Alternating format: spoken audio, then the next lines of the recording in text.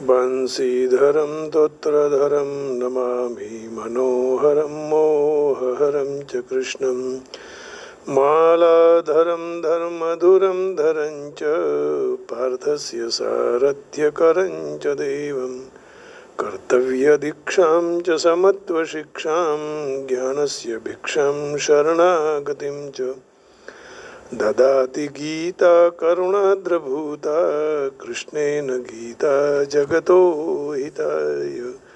श्रीमद् भगवद गीता जी और अध्याय 11वां, श्लोक है 54वां 54।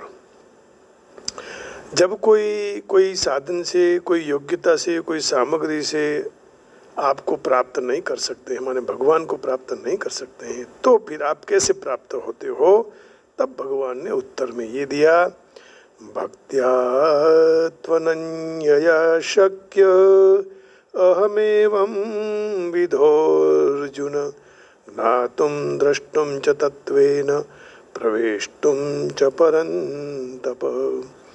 भक्त्या त्वनन्यया शक्य अहमेवं विधोर्जुन ज्ञातुं द्रष्टुं च तत्त्वेन प्रवेष्टुं च परन्तप।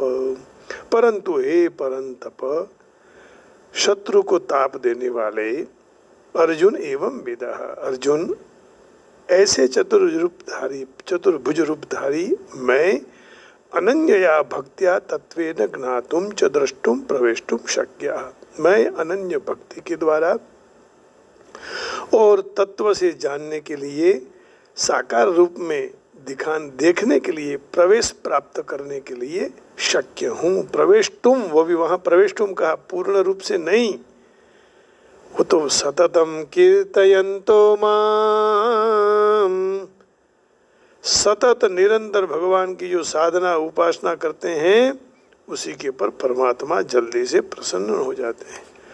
भगवान ये भी कहेंगे, अनन्याश्चिन्तयन्तो मां ये जनः पर्युपासते तेषां नित्याभियुक्तानां योगक्षेमं वहाम्यहम्। तो आइए, भक्त्या तु अनन्यया शक्य अहम एवं विधोर्जुन, यहाँ तू पद बताने से साधनों से विलक्षण साधन बताया है। भगवान कह रहे हैं कि हे अर्जुन, तूने मेरा जो शंख चक्र गदा पद्मधारी चतुर्भुज रूप देखा, और वह रूप वाला, चतुर्भुज रूप वाला मैं कृष्ण, न यज्ञ से, न दान से, न तप से, किसी के द्वारा मैं देख नहीं सकते हैं आप, माने किसी के द्वारा मैं दिखाई नहीं देता हूँ, परंतु अनन्य भक्ति के द्वारा ही मैं दिखाई देता हूँ, लोग मुझे देख सकते हैं। यही बात श्रीमद् भागवत जी में की है, केचिद केवलया भक्त्या वासुदेव परायणा अघम धुन्वन्ति कार्ष्ण्येन निहारमिव भास्करः। केवल भक्ति से ही प्राप्त होता हूँ। इसलिए तुलसीदास जी ने भगवान से ये मांगा, भक्तिम प्रयच्छ रघुपुं गव निर्भरां मे कामादिदोष रहितं कुरु मानसं च। मुझे भक्ति के दान कीजिए प्रभु। और आगे का अध्याय भक्ति वाला पूरा होगा, भक्ति योग। भक्ति के बिना कुछ नहीं हो सकता है। तो यहाँ तू पद जो बताया कि कोई भी अन्य से मैं शंख चक्र गदा पद्म से प्राप्त नहीं हो सकता हूँ, भक्ति से प्राप्त। अनन्य भक्ति का अर्थ है केवल भगवान का ही आश्रय हो, सहारा हो, आशा हो, विश्वास हो। एक भरोसो एक बल, एक आस विश्वास, एक राम घन श्याम सहित हित चातक तुलसीदास। एक राम घन श्याम हित चातक तुलसीदास। एक भरोसो एक बल, एक आस विश्वास, एक राम घन श्याम हित, चातक तुलसीदास। भगवान के सिवाय और कोई योग्यता न बल न बुद्धि, किंचित मात्र किसी का सहारा न हो, परंतु अंतःकरण में किंचित मात्र भी महत्व न हो। किनका? योग्यता का, बल का, बुद्धि का। और अनन्य भक्ति से ही प्राप्त हो सकता। मन बुद्धि इंद्रियां के द्वारा नहीं। तात्पर्य ये हुआ कि केवल अपनी व्याकुलता पूर्वक उत्कंठा हो, भगवान के दर्शन करने के बिना एक क्षण भी हमको चैन न हो। तो ऐसी जब हृदय में बेचैनी आ जाए, भगवान के सिवाय रह नहीं पाए, जैसे कोई पति पत्नी के बिना नहीं रह सकता है, कोई पिता पुत्र के बिना, कोई भाई बहन के बिना, मित्र मित्र के बिना, उसी तरह भगवान के बिना बेचैनी हो जाए। भगवत प्राप्ति में यही खास कारण है, बेचैनी, व्याकुलता। अनंत जन्म के तब अनंत पाप भस्म हो जाते हैं। ऐसे अनन्य भक्ति वालों के लिए भगवान ने कहा कि जो अनन्य चित्त वाला होकर नित्य निरंतर मेरा चिंतन करता है, उसके लिए मैं सुलभ हूँ। देखिए 8वें अध्याय के 14वें श्लोक में भगवान ये कह चुके हैं, है ना। 14वें श्लोक में, 8वां अध्याय का 14वां श्लोक, अनन्य चेता सततम यो मां स्मरति नित्यसः, तस्याहं सुलभः पार्थ नित्ययुक्तस्य योगिनः।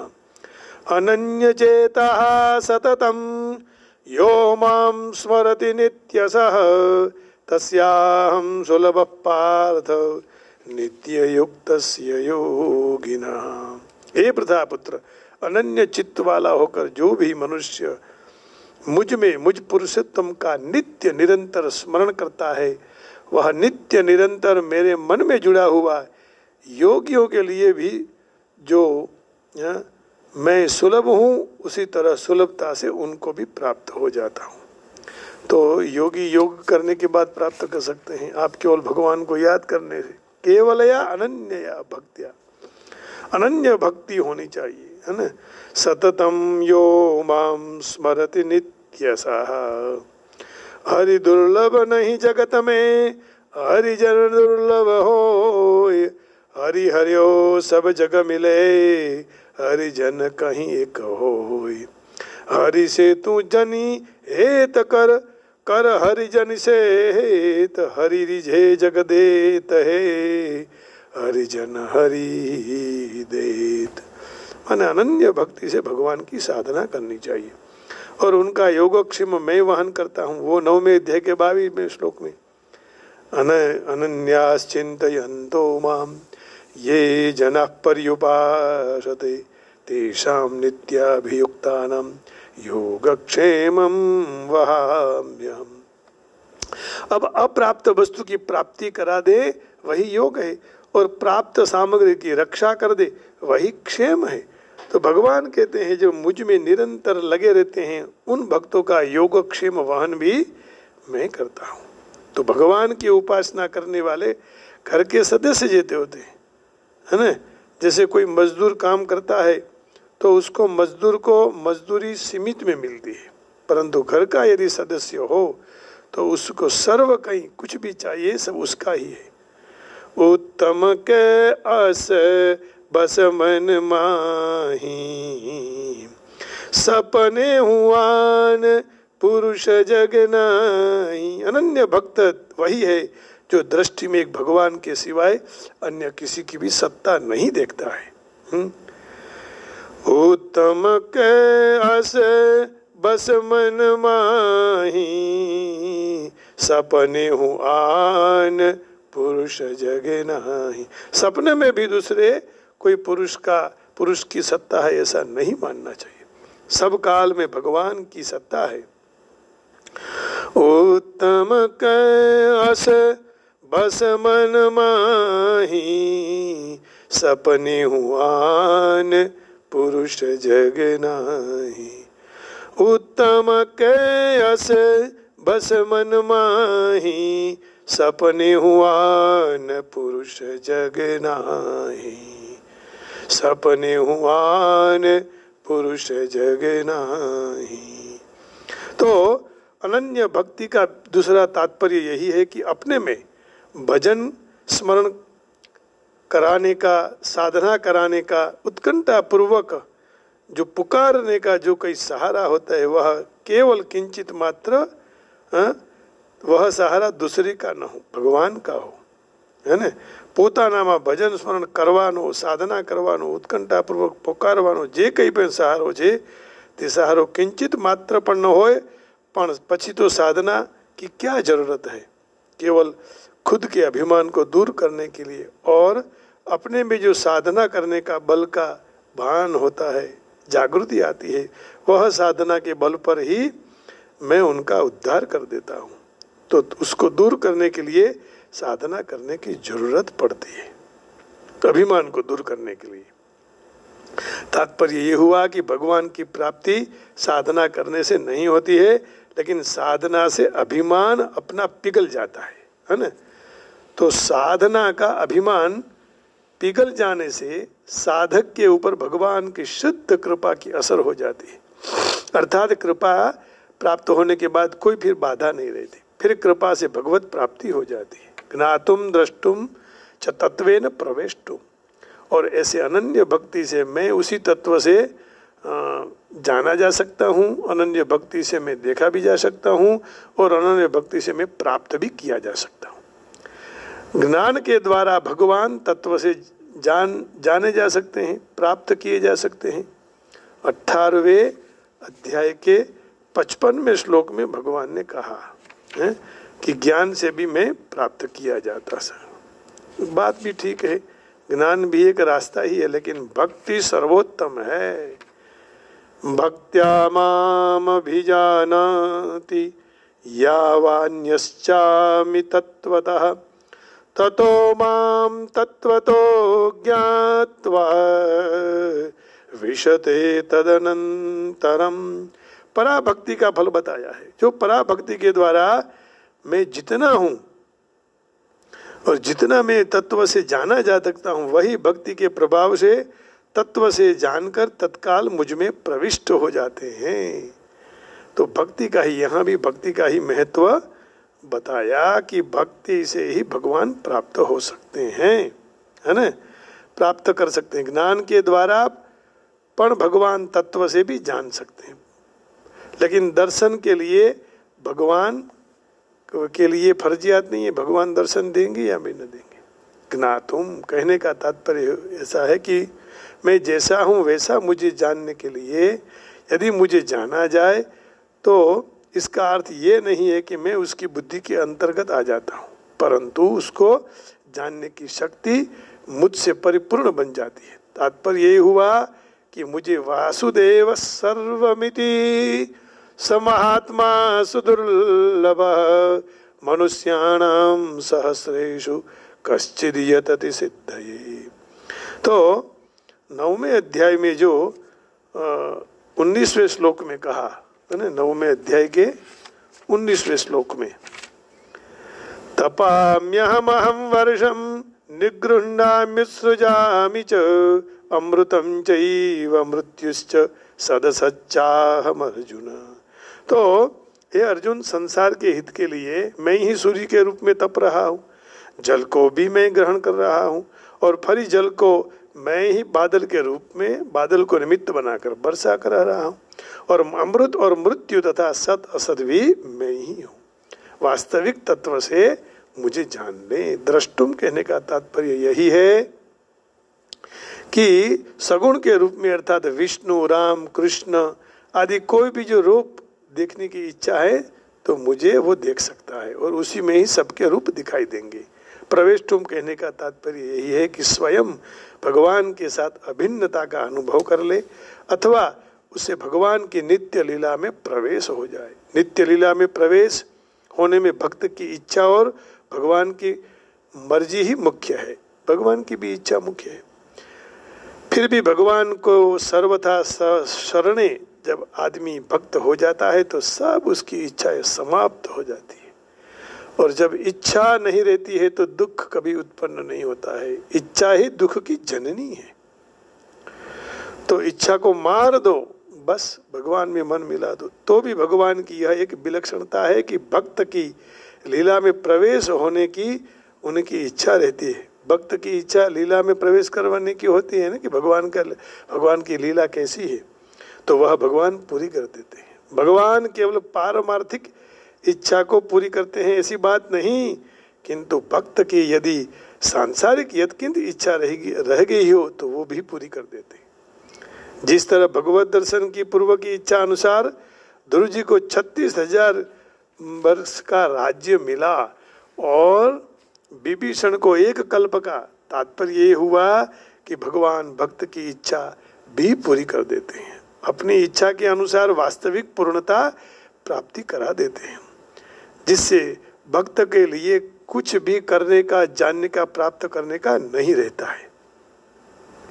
भक्त अपने उत्कट अभिलाषा है, तो उसी अभिलाषा में ही उसकी ताकत है कि भगवान में भी भक्त को मिलने की उत्कंठा पैदा कर देती है। भक्त में इतनी उत्कंठा है, ऐसी उत्कंठा भगवान में उत्पन्न हो जाती है, क्योंकि भक्त नित्य उत्कंठा करता रहता है। और भगवान की उत्कंठा में विघ्न डालने का किसी में सामर्थ्य नहीं है। अनंत सामर्थ्यशाली भगवान की जब भक्त की तरफ कृपा उमट जाती है, तब वह कृपा भक्त के सारे विघ्नों को दूर कर भक्त की योग्यता को, अयोग्यता को किंचित मात्र भी न देखकर भगवान ने भी परवश कर देती है, जिससे भगवान भक्त के सामने तत्काल प्रकट हो जाते हैं। जहाँ भगवान ने ज्ञान की परिनिष्ठा दिखाई, वहाँ ज्ञान से मात्र जानना और प्रवेश करना, ये 2 ही बताया है। ततो माम तत्वतो ज्ञात्वा विशते तदनंतरम। परंतु यहाँ भक्ति से जानना, देखना और प्रवेश करना, तीनों बात बताई है। वहाँ 2 बात बताई, जानना और प्रवेश करना। यहाँ जानना, देखना और प्रवेश करना, 3 बात बताई। तो भक्ति से भगवान के दर्शन भी हो सकते हैं। और भक्त की विशेषता है, जब ज्ञान की परानिष्ठा होने के बाद भगवान के दर्शन नहीं होते हैं, लेकिन भक्ति का विशेष महिमा है कि भक्ति में समग्र की प्राप्ति हो जाती है। ज्ञान भी मिलता है, भक्ति से जानना भी आ जाता है, देखना भी और प्रवेश भी, लीला में प्रवेश होना चाहिए। भगवान इसलिए तो शिव जी कृष्ण भगवान की लीला देखने गए थे गोकुल में। तो ब्रह्म की प्राप्ति में जानना और प्रवेश करना 2 बात हो सकती है, परंतु समग्र की प्राप्ति में जानना, प्रवेश करना, देखना, ये तीनों बात हो जाती है। एक देशीय में एक देशीयता हो जाती है, समग्र में समग्रता आ जाती है। तो भगवान ने अनन्य भक्ति का ये साधन दिया। इस साधन से हम सब लोग भगवान को प्राप्त कर सकते हैं। तो यहाँ आगे कह रहे हैं कि भगवान कृष्ण को केवल अनन्य भक्ति योग के द्वारा ही समझे जा सकते हैं। और इसी श्लोक में बहुत स्पष्टतया समझाते हैं कि जिससे मात्र इस तर्क के आधार पर भगवत गीता को समझने का प्रयत्न करने वाले अनधिकार टीकाकार को ये बात समझनी चाहिए कि स्वयं अपने समय को गंवा रहे हैं। कृष्ण माता पिता के समक्ष प्रथम चतुर्भुज प्रकट हुए और फिर तुरंत द्विभुज स्वरूप में, ये कैसे परिवर्तित हो सकते हैं, ये कोई नहीं जान सकता है, न वेदाध्ययन से कि तार्किक तर्क के द्वारा। ये समझना बहुत कठिन है। इसलिए यहाँ स्पष्ट दृष्टि से कहा कि कोई उनको देख नहीं सकते अथवा इन बाबतों के रहस्य नहीं जान सकते। इसलिए वही वैदिक साहित्य के बहुश्रुत अभ्यासी हैं, वे अनेक तरह से वैदिक ग्रंथों में विशेष जान सकते हैं। इसलिए अनेक नियम और नियंत्रण है, और जो मनुष्य भगवान कृष्ण के बारे में जानने की इच्छा रखता हो, वह प्रमाणभूत ग्रंथों में जो बताया है नीति नियम का पालन है, वो करके यदि कर सकता है भगवान को प्राप्त। लीला में भी जा सकता है, देख भी सकता है, प्राप्ति भी कर सकता है, जान भी सकता है। तो नियमों के अनुसार तप करके, उदाहरणार्थ कठिन तप करने के लिए भगवान प्रकट हो गए। जन्माष्टमी के महीने में या तो 11 को आप उपवास करते हो तो उस समय भी भगवान प्रकट हो जाते हैं। दान के बारे में कह सकते हैं कि दान ऐसे कृष्ण भक्तों को देना चाहिए जो कृष्ण तत्वज्ञान का और कृष्ण भावनामृत का दुनिया भर में प्रसार करे और कृष्ण भक्ति में निमग्न रहे। कृष्ण भावनामृत मानवता के लिए एक वरदान रूप है। और रूप गोस्वामी ने भगवान चैतन्य की स्तुति परम दानवीर के रूप में की है, क्योंकि उनको अति दुर्लभ कृष्ण प्रेम का बिना संकोच वितरण कर दिया है। कृष्ण प्रेम का जो मनुष्य भगवान कृष्ण के अमृत में वितरण के साथ संकलित हो, भक्तों के उनको धन का थोड़ा हिस्सा भी दे देते हैं। कृष्ण भावना के प्रसार के लिए दिया हुआ दान विश्व भर में सर्वश्रेष्ठ दान है। और जो मनुष्य मंदिर में जाकर यथाविधि पूजा कर ले, भारत के मंदिरों में प्रस्थापित मूर्ति प्रायः विष्णु और भगवान कृष्ण की ही मूर्ति होती है, तो पूर्ण पुरुषोत्तम परमेश्वर की पूजा करके उनको आदर देकर उन्नति प्राप्त करने का सुअवसर बना रहता है, तो करना चाहिए।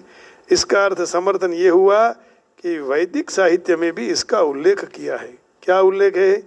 यस्य देवे परा भक्ति यथा देवे तथा गुरौ तस्यैते कथिता यर्था प्रकाशन्ते महात्मनः। माने जो भगवान कृष्ण के लिए कोई प्रचार किया, कृष्ण की सेवा कर ली ग्रंथ से, तो यह सबसे बड़ी सेवा है ना। तो कारण भगवान ने तो अति दुर्लभ कृष्ण प्रेम का संकोच के बिना वितरण कर ही दिया है। तो स्पष्ट ये हुआ कि दान ऐसे कृष्ण भक्तों को देना चाहिए जहाँ कृष्ण की बात हो, कृष्ण की चर्चा हो, और बाकी किसी की मूर्ति नहीं होती है तो भक्ति योग में मंदिर में जाकर पूजा करना और भगवान कृष्ण को इसी के बारे में सहायता देनी चाहिए। सहायता माने अपना जीवन बिताना चाहिए, बहुत बड़ा अर्थ है। कल इसको थोड़ा आधा और लेंगे। तो आज यहाँ सत्संग पूर्ण करते हुए प्रार्थना करते हैं भगवान को कि आपके इस कल्प वृक्ष के फल हमें मिलते रहें और हम पर कृपा हो। अब ऐसा है कि जाके प्रियन राम वै देही, जिनको राम नहीं प्रिय, जिनको कृष्ण प्रिय नहीं है, जिनको शिव नहीं प्रिय है, उनको छोड़ दो, ऐसा कहते हैं। तजिए ताई कोटि बैरी समझदपि सनेही, कितने भी प्रिय हो तो उन सबको छोड़ दो। भगवान के लिए जो प्रेम करे उनको पकड़ के रखो। जाके प्रियन राम बई देही तजिए ताही कोटि बैरी सम छदपि प्रेम सनेही। किसने भगवान का भजन नहीं किया, भगवान से प्रेम नहीं किया, तो किसने छोड़ दिए अपने संबंधी को? तजो पिता प्रहलाद विभीषण बंधु भरत महतारी। प्रहलाद ने अपने पिताजी को हिरण्यकशिपु को छोड़ दिया, विभीषण ने अपने भाई रावण को छोड़ दिया और भरत जी ने महतारी अपने कैकेयी माँ को छोड़ दी। बलि गुरु तजो कंत ब्रज बनित नहीं भये मुद मंगलकारी। बलि ने अपने गुरु शुक्राचार्य को छोड़ दिए और व्रज वनिताओं ने अपने पतियों को छोड़ दिया। नाते नेह राम के मनियत सुरद सुसेव्य जहाँ लो। अंजन कहा आँखी जो ही फूटे बहुतक कहाँ कहाँ लऊं। तुलसी सो सब भांति परम हित पूज्य प्राणत प्यारे। जासो हो स्नेह राम पद ए तो मतो हमारो। ऐसा मेरा मत है। क्या मत है? जाके प्रिय न राम बई देही तजिए ताही कोटि बैरी सम जदपि सने। अपने प्रेमी जन हो, अपने संबंधी जन हो, सबको छोड़ दो जो राम से प्रेम नहीं कर रहे हैं। आइए इसका इंग्लिश का अर्थ देखते हैं। भक्त्या त्वनन्यया शक्य अहमेवं विदोर्जुन ज्ञातुं द्रष्टुं च तत्त्वेन प्रवेष्टुं च परन्तप. Through single-minded devotion, however, I can be seen in this form with four arms, may, known in essence and even entered into O violent Arjun. अब इसमें क्या कहते हैं ये थोड़ा देख लेते हैं.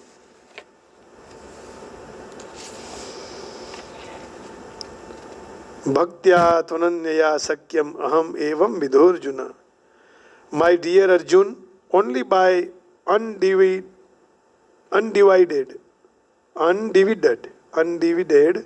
devotional service can be understood as I am standing before you, and can thus be seen directly. Only in this way can you enter into the mysteries of my understanding. तो इस तरह भगवान को प्राप्त करने में भक्ति चाहिए. भक्ति के बिना भगवान प्राप्त नहीं हो सकते हैं. तो भक्ति किया करो बस. तो अब भगवान के चरण में एक ही छोटा सा भजन समर्पित करके आज के इस सत्संग को विराम देते हैं. कृष्ण गोविंद गोविंद गोपाल भज मुरली मनोहर नंदलाल. कृष्ण गोविंद गोविंद गोपाल भज मुरली मनोहर नंदलाल. भज मुरली मनोहर नंदलाल. कृष्ण गोविंद गोविंद गोपाल. कृष्ण गोविंद गोविंद गोपाल. भज मुरली मनोहर नंदलाल. भज मुरली मनोहर नंदलाल. नंदलाल नंदलाल.